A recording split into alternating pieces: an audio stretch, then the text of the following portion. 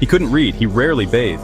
He was stabbed in the gut, shot 3 times, poisoned with cyanide, and drowned in an icy river. And yet, he wouldn't die. His name was Grigori Rasputin, the Siberian peasant who hypnotized the Russian royal family and helped lead the Romanovs and an entire empire to their bloody fall. In 1869, in the frozen wastelands of Siberia, a strange child was born. He had piercing eyes, a wild stare, and a reputation for seeing visions. By the time he was in his 30s, Rasputin claimed to have healing powers, and, honestly, he wasn't shy about it. He wandered the countryside, preaching, praying, and scandalizing villages with strange rituals and sexual behavior. To some, he was a prophet. To others, a devil in robes. In 1905, Rasputin arrived in St. Petersburg, Russia's imperial capital, and somehow, this unwashed peasant talked his way into the palace of Tsar Nicholas II and Tsarina Alexandra. Why? Because their only son, Alexei, was dying from hemophilia. Doctors failed, but when Rasputin prayed at his bedside, the bleeding stopped. From that moment on, that Tsarina was convinced Rasputin had divine power.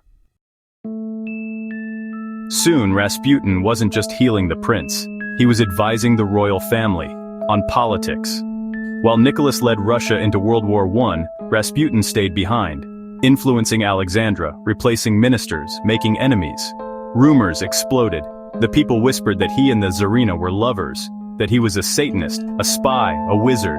Caricatures showed him in bed with the queen. The empire was rotting, and Rasputin was the worm at the heart. December 30th, 1916. A group of nobles had had enough. They invited Rasputin to a palace and offered him cakes and wine laced with cyanide. He ate them, smiled, didn't die, so they shot him.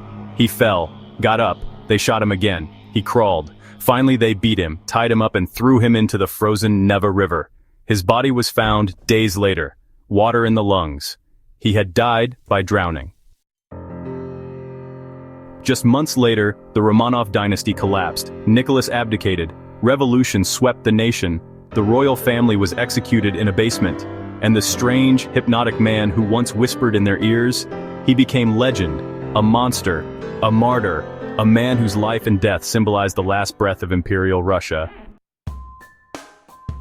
Was Rasputin truly a healer, or a con man who tricked a dying empire into trusting a demon? One thing's for sure, his story is proof that sometimes, history is stranger than fiction. If this story shocked you, hit like, share, and subscribe for more untold history. You won't believe what we're covering next.